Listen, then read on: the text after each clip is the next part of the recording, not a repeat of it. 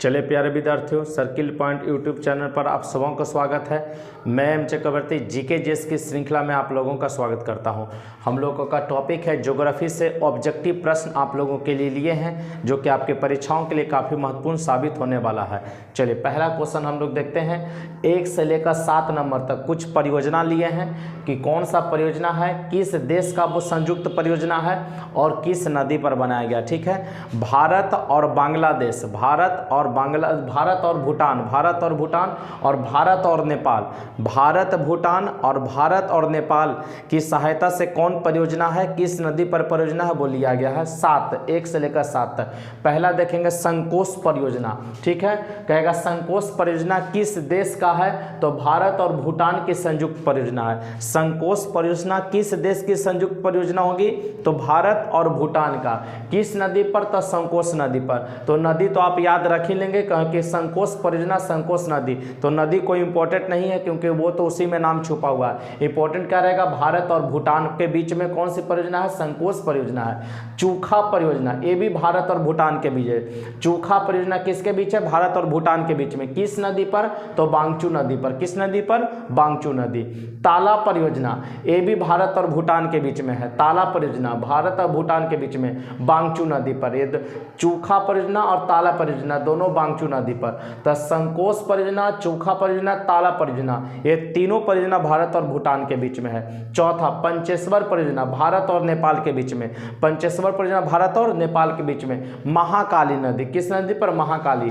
टनकपुर परियोजना, बस सेम, भारत और नेपाल के बीच में। टनकपुर परियोजना भारत और नेपाल के बीच में, महाकाली नदी पर। कोसी परियोजना, ठीक है ना, तो ये भी हो जाएगा भारत और नेपाल के बीच में। कोसी परियोजना कोसी नदी पर। तो नदी इंपॉर्टेंट नहीं है, परियोजना इंपॉर्टेंट, क्योंकि कोसी परियोजना कोसी नदी पर। शारदा बैराज, ये भी भारत और नेपाल के बीच में, भारत और नेपाल के बीच में। काली नदी, किस नदी पर, तो काली नदी पर है। पंचेश्वर परियोजना, टनकपुर परियोजना, कोसी परियोजना, शारदा बैराज, ये भारत और नेपाल के बीच का परियोजना है। अगला देखेंगे, पापनासम जल विद्युत परियोजना किस नदी पर है। पापनासम जल विद्युत परियोजना किस नदी पर है, तो ताम्रपर्णी नदी पर। ताम्रपर्णी नदी पर।